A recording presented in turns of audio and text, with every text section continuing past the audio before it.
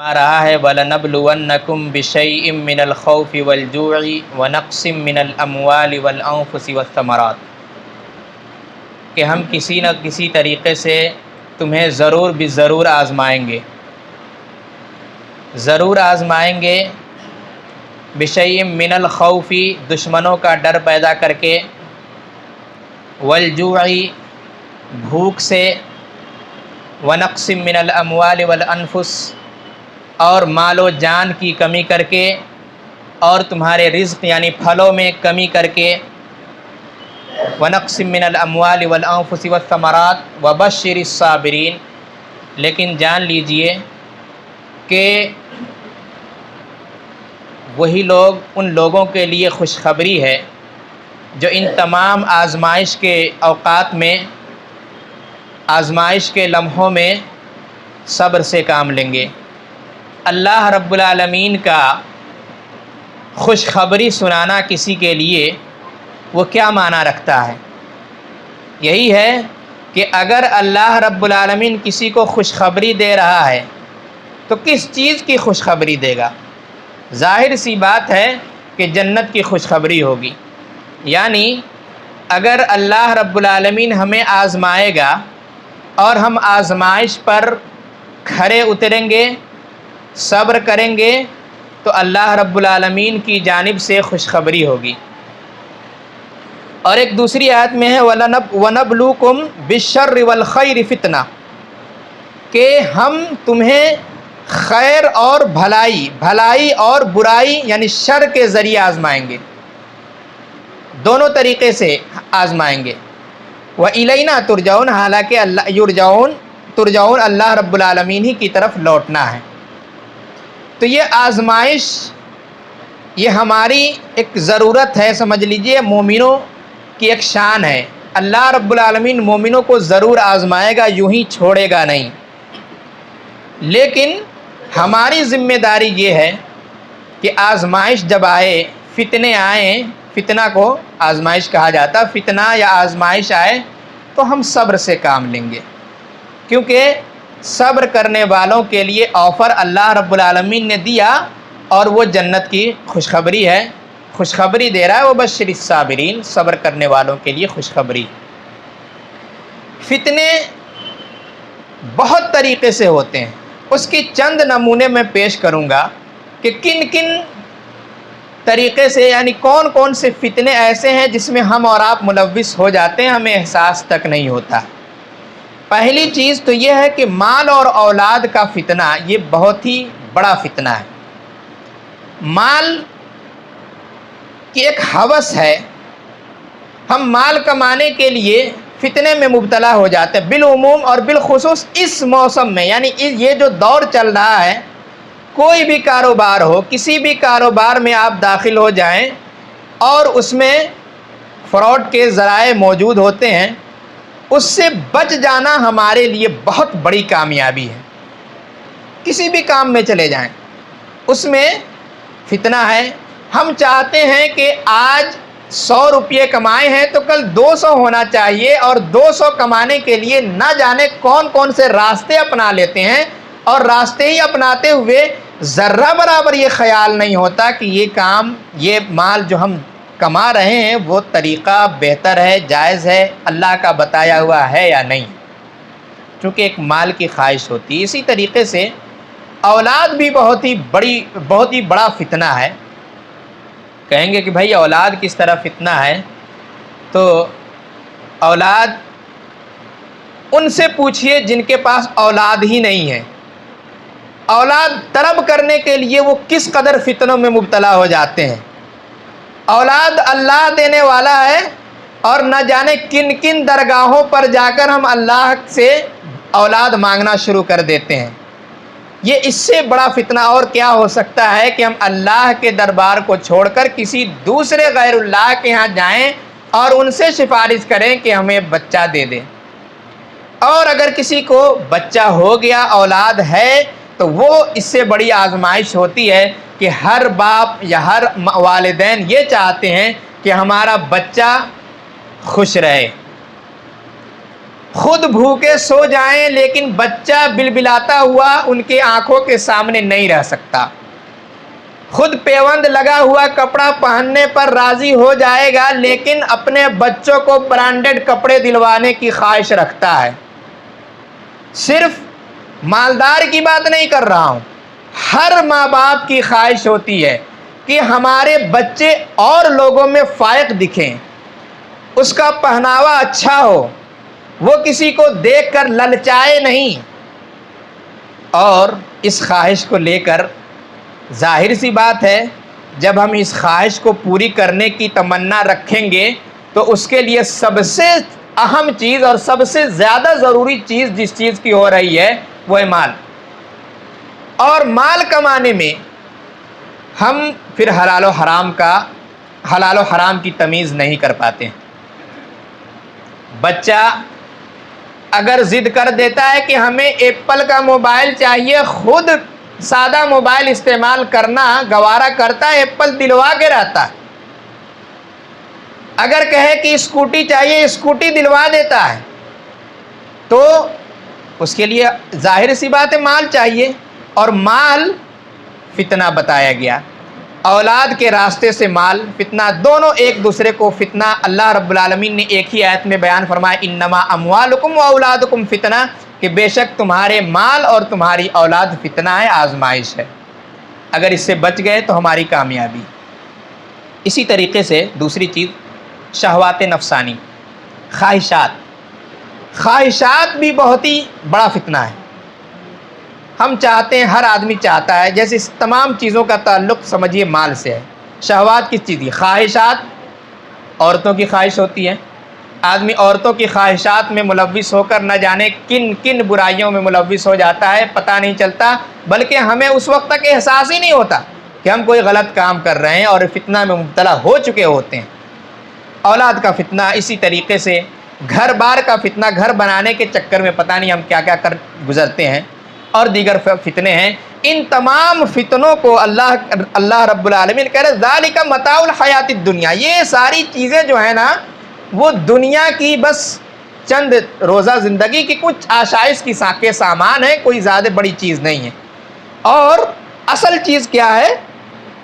اصل چیز اللہ رب العالمین کے نزدیک ہے، اللہ رب العالمین کے پاس ہے۔ اور اسی طریقے سے ایک بہت ہی، یہ ساری چیزیں تو آپ کے اختیار میں تھیں، ایک دین میں شکوک و شبہات کا فتنہ بھی آتا ہے۔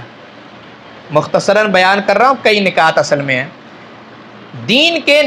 دین کے معاملے میں شکوک و شبہات لوگ پیدا کرتے ہیں، وہ عام طور پر آپ کو ایک عالم کے لباس میں یا پھر ایک اسکالر کے لباس میں نظر آئیں گے، اور چرب زبانی میں حق اور باطل کو خلط ملط کر کے بیان کر دیں گے، اسلام کے اندر شکوک و شبہات پیدا کر دیں گے، اور اس میں ملوث کر کے ہمیں فتنہ میں مبتلا کر دیں گے، اور اس کا احساس نہیں ہوگا۔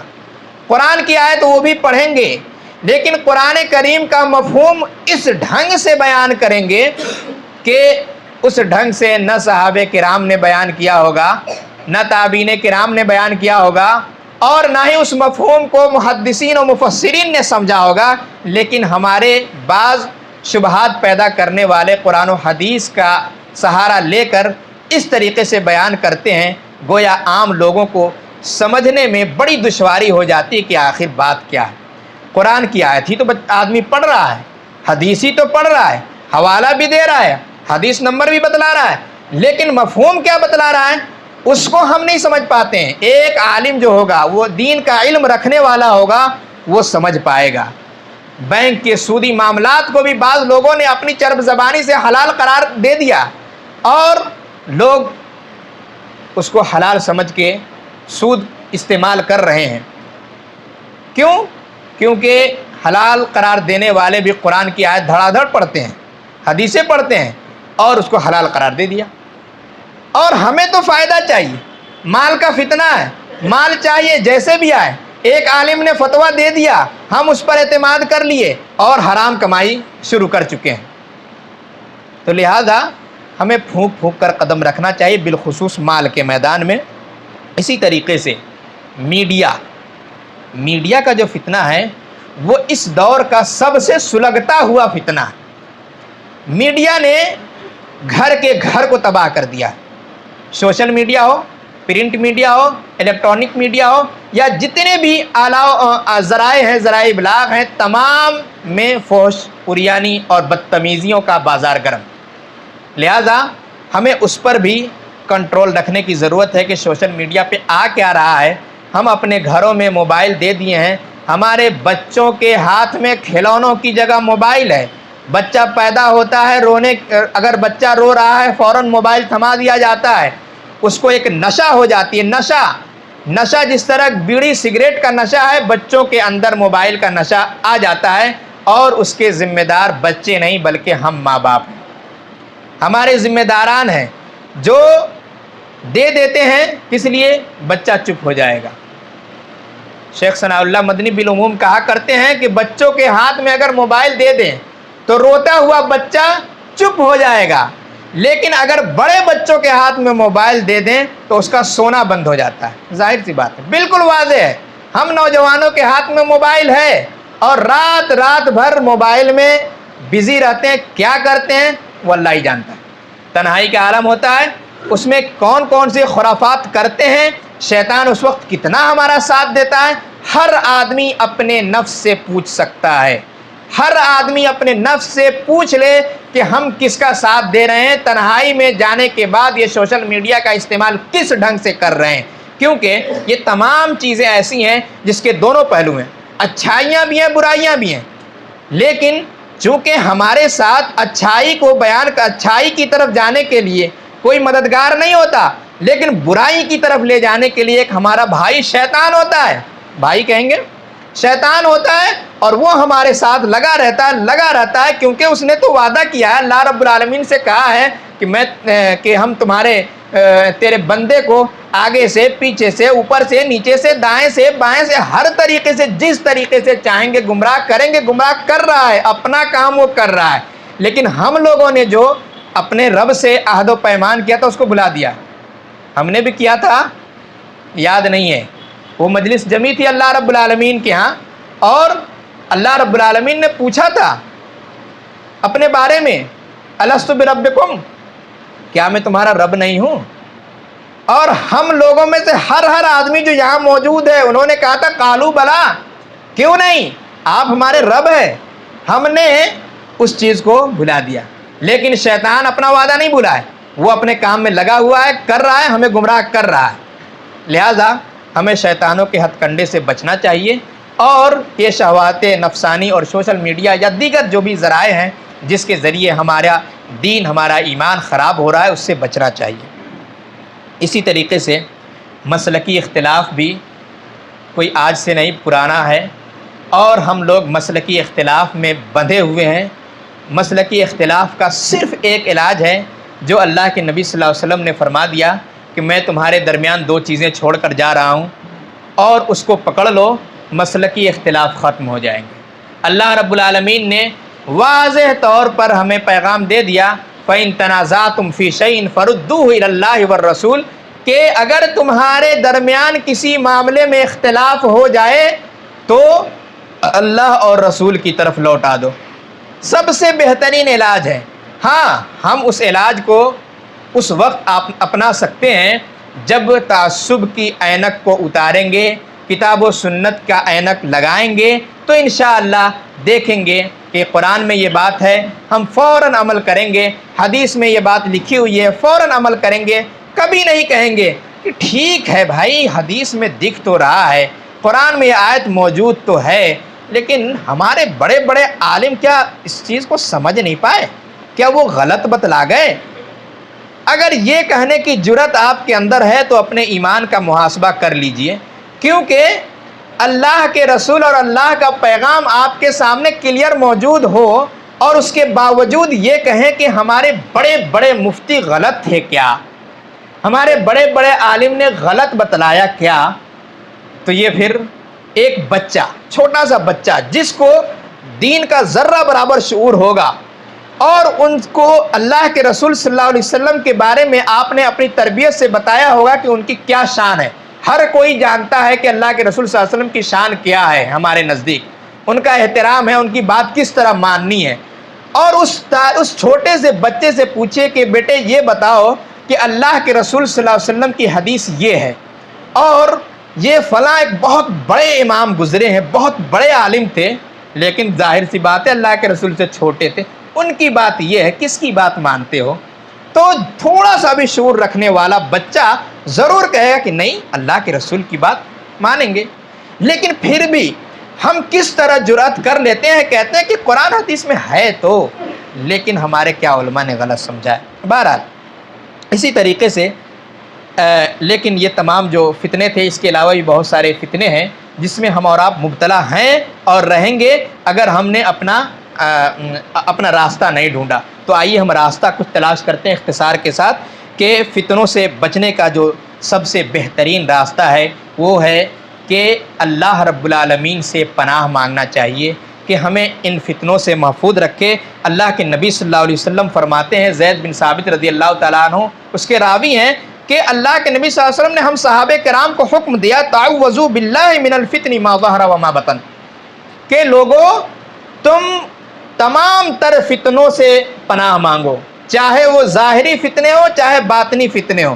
ظاہری فتنے جو ہمیں دکھ جاتے ہیں، اور باطنی فتنے وہ ہیں جو ہمیں دکھتے نہیں ہیں، ہمیں احساس تک نہیں ہوتا، ہم مبتلا ہو جاتے ہیں۔ اور اللہ کے رسول صلی اللہ علیہ وسلم نے ہمیں یہ حکم دیا ہے کہ ہم اور آپ اللہ رب العالمین سے پناہ چاہیں، کہ ظاہری فتنے سے بھی اور باطنی فتنے سے بھی۔ لہذا حضرت زید بن ثابت کہتے کہ ہم صحابہ کرام نے ظاہری اور باطنی فتنے سے پناہ مانگی۔ اسی طریقے سے دوسری چیز یہ ہے جو ہمارا سب سے بڑا سرمایہ ہے، وہ ہے عقیدہ توحید۔ فتنے کے دور میں ہم اگر عقیدہ توحید پر ثابت قدم رہتے ہیں تو کامیاب ہیں۔ عقیدہ توحید سب سے بڑا سرمایہ ہے، کیونکہ یہی نجات کا ذریعہ ہے۔ ہم دنیا بھر کے گناہ لے کر جائیں اللہ رب العالمین کے نزدیک، تو اللہ رب العالمین اپنے رحم و کرم سے چاہے تو معاف فرما دے، لیکن عقیدہ کو بچا کر نہیں لے کر جائیں گے، عقیدہ کو ملیا میٹ کر دیں گے، شرک کی آمیزش کر دیں گے، شرک کو ساتھ میں لے کر جائیں گے، تو ہمارے تمام اعمال بھی اکارت و برباد ہو جائیں گے۔ کیونکہ اللہ رب العالمین شرک کو معاف نہیں کر سکتا، نہیں کرے گا، وہ اللہ رب العالمین کا اعلان ہے۔ اسی لیے ہمیں اپنا عقیدہ درست کرنا ہے، ہر حال میں اللہ پر توکل ہونا چاہیے، کسی چیز پر نہیں۔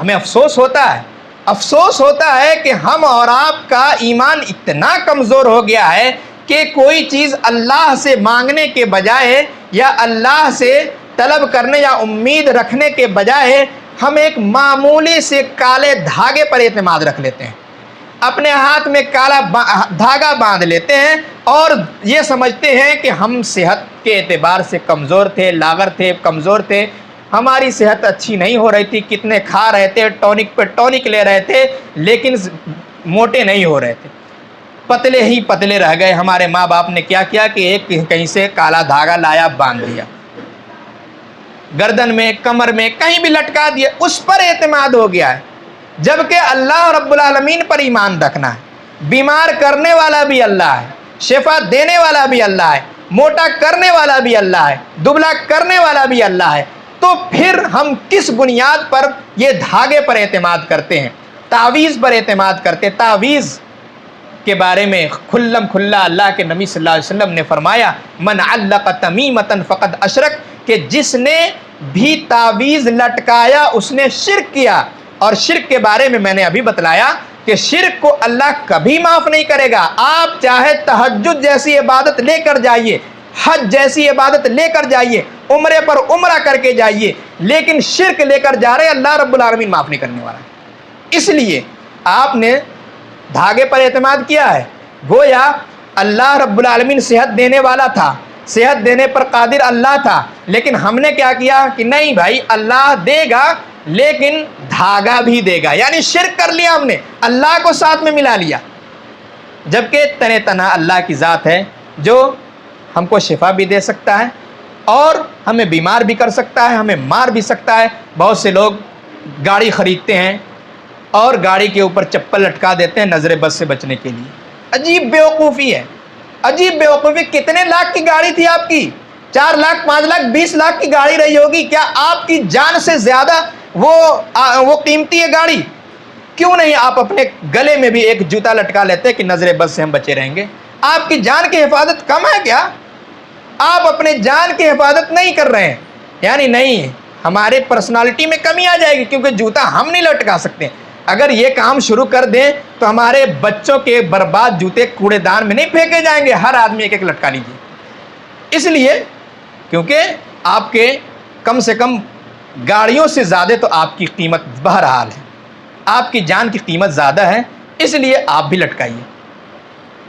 دیکھیے یہ ساری چیزیں ایمان کی کمزوری ہے، ایمان کی کمزوری کی دلیل ہے، اور ہم امید کرتے ہیں کہ ہم میں سے اگر کوئی بھائی اس طریقے کا اعتقاد رکھتا ہے تو یہی توبہ کرے، یہی توبہ کر کے وہ تمام چیزوں کو لٹکائے ہوئے ہو، باندھے ہوئے اس کو کاٹ دیں، اللہ کے لیے کاٹیں، کیونکہ کوئی ٹھیک نہیں ہم کب مر جائیں اور اللہ سے ملے اور پتہ چلے کہ ہمارا عقیدہ تو دوسرا تھا، اللہ کے ساتھ دھاگے پر بھی عقیدہ تھا، تعویذ پر بھی عقیدہ تھا، اللہ رب العالمین معاف نہ کرے۔ تو آپ جو 1 رکعت 2 رکعت پڑھ کر جا رہے ہیں اس کو بھی کامیاب بنانا ہے تو شرک سے بچ جائیے۔ چلیے اس کے علاوہ جو فتنوں سے بچنے کا ایک اور طریقہ ہے وہ ہے کتاب و سنت کی رسی کو مضبوطی سے پکڑ لینا۔ اللہ کے نبی صلی اللہ علیہ وسلم نے فرمایا کہ میں 2 چیزیں چھوڑ کر جا رہا ہوں، تم کبھی بھی گمراہ نہیں ہوگے، کبھی بھی فتنے میں مبتلا نہیں ہوگے۔ وہ کون سی چیزیں ہیں؟ وہ 2 چیز ہے، کتاب اللہ، اللہ رب العالمین کی کتاب، اور سنت رسول اللہ۔ آپ ان دونوں چیزوں کو پکڑ لیجئے، کبھی فتنہ میں مبتلا نہیں ہوں گے۔ اسی طریقے سے مختصر وقت اور لینا چاہتا ہوں کہ علم دین کا حصول کرنا، ہمارے اور آپ میں علم حاصل کرنے کی تڑپ ضرور ہے، لیکن دینی علم کا نہیں۔ دینی علم سیکھنے کو گویا ہم سمجھتے ہیں کہ یہ ہمارے مستقبل میں بربادی ہے، مستقبل میں اس کے ذریعے کچھ ملنے ولنے والا ہے نہیں، اس لیے دینی علوم سے نہیں دور رکھتے ہیں، اور پیدا ہوتے ہی اپنی پلاننگ کرتے ہیں کہ فلاں اسکول میں انگلش میڈیم میں وہاں ڈالیں گے اور وہاں سے یہ کریں گے، فلاں عمر میں میٹرک کرے گا، اس کے بعد گریجویشن کرے گا، انٹر کرے گا، گریجویشن کرے گا، فلاں پلاننگ کر لیتے ہیں، لیکن اس پلاننگ میں اپنے بچوں کی اس پلاننگ کے اندر دینی تعلیم کو شامل نہیں کرتے ہیں، جبکہ ایک مسلمان ہونے کا تو مطلب یہ تھا کہ اللہ کے نبی صلی اللہ علیہ وسلم نے جو ہمیں حکم دیا ہے، بلکہ ہم پر ایک فریضہ عائد کیا ہے، طلب العلم فریضۃ علی کل مسلم، کہ ہر مسلمان مرد اور عورت پر علم دین کا حاصل کرنا فرض ہے۔ جب فرض بتلایا ہے تو اس فریضے کو اپنی پلاننگ میں نہ رکھنا یہ ہمارے لیے افسوس کی بات ہے۔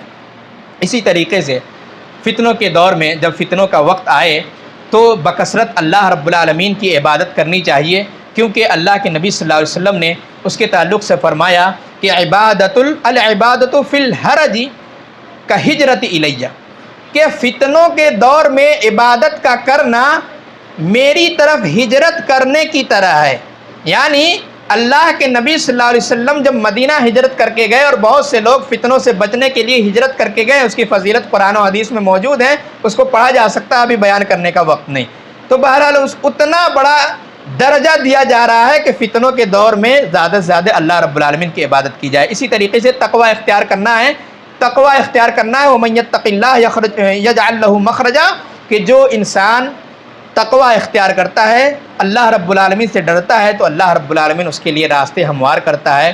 اور آخری بات جو خلاصۃ الخلاصہ میں بیان کر کے ایک حدیث کی طرف صرف اشارہ کر کے بات اپنی ختم کروں گا کہ 5 چیزوں سے پہلے غنیمت جاننا چاہیے۔ بہت مشہور حدیث ہے، لیکن ابھی بیان کر دینا مناسب ہے کہ اللہ کے نبی صلی اللہ علیہ وسلم نے فرمایا اغتنم خمسن قبل خمسن، کہ 5 چیزوں سے پہلے غنیمت سمجھو، اور اس میں پہلی چیز ہے شبابک قبل حرمک، کہ اپنی جوانی کو غنیمت سمجھو اپنے بڑھاپے سے پہلے۔ ہم ابھی جوان ہیں، بہت ساری طاقت اللہ رب العالمین نے دے رکھا ہے، کھڑے ہونے کی طاقت ہے، گھنٹوں کھڑے ہو کر اللہ رب العالمین کی عبادت کر سکتے ہیں، اتنی توانائی اللہ نے دے رکھا ہے کہ ہم 10-20 یا جس طرح نوافل روزے رکھ سکتے ہیں، مال دیا ہے اس کو ہم خرچ کر سکتے ہیں، اور نماز کی پابندی کر سکتے ہیں، لیکن ہم نہیں کر رہے ہیں۔ بڑھاپے سے پہلے غنیمت جاننا ہے۔ لیکن جب بڑھاپا ہم پر طاری ہو جائے گا تو آپ خود اپنی آنکھوں سے مشاہدہ کرتے ہوں گے، بہت سے ایسے لوگ ہیں جن کو اللہ رب العالمین نے پہلے یہ طاقت دی تھی کہ وہ جھک سکتا ہے، لیکن اب اللہ نے توفیق چھین لی ہے کہ وہ رکوع بھی کر سکتا ہو، سجدہ بھی کر نہیں سکتے، کمر میں درد ہے، گھٹنے میں درد ہے، کھڑے ہو کر نماز نہیں پڑھ سکتے۔ یہ ساری توفیق چھین لی جاتی ہے بڑھاپے میں، یہ ساری بیماریاں طاری ہو جاتی ہیں، یہ بیماریاں لاحق ہو جاتی ہیں۔ لہذا ہمیں اس بڑھاپے سے پہلے، اس عمل سے پہلے، اس حادثے سے پہلے، یہ بہت بڑا حادثہ ہے کہ اللہ رب العالمین ہم سے سجدہ کی توفیق چھین لے، اس سے پہلے ہمیں زیادہ سے زیادہ سجدہ کر کے اللہ کو قریب کرنا چاہیے۔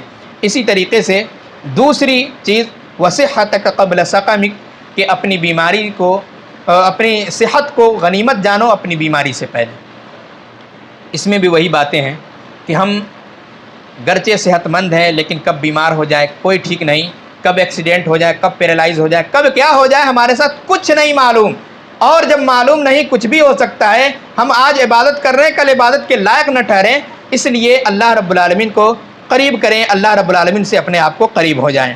اسی طریقے سے وغناءک قبل فقرک، اور اپنی مالداری کو فقر و فاقہ اور غریبی سے پہلے غنیمت جاننا چاہیے۔ اس کی سب سے بڑی مثال لاک ڈاؤن ہے۔ لاک ڈاؤن سے پہلے کتنے لوگوں کے حالات کتنے اچھے تھے، اب کیسے ہیں یہ آپ سمجھ سکتے ہیں۔ اگر اس زمانے میں جب ہمارے حالات اچھے تھے اس میں ہم صدقہ و خیرات کیے ہوتے، اللہ رب العالمین کے اکاؤنٹ میں یعنی اپنے اخروی اکاؤنٹ میں جمع کیے ہوتے، تو آج ہمارا وہ پھلتا پھولتا ہوتا۔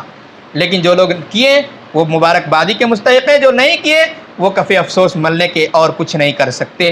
اسی طریقے سے ایک چوتھی چیز ہے وہ فراغک قبل شغلک، اور اپنے فارغ اوقات کو بھی غنیمت سمجھنا چاہیے قبل اس کے کہ مشغولیت ہو جائے، وہ مصروف ہو جائے، اس لیے کہ ہم کبھی بھی ابھی مان لیا فارغ ہیں، کچھ بھی کر سکتے ہیں، عبادت کر سکتے ہیں، اس کو غنیمت جاننا چاہیے، اور ساتھ ہی ساتھ اس سے پناہ مانگنی چاہیے۔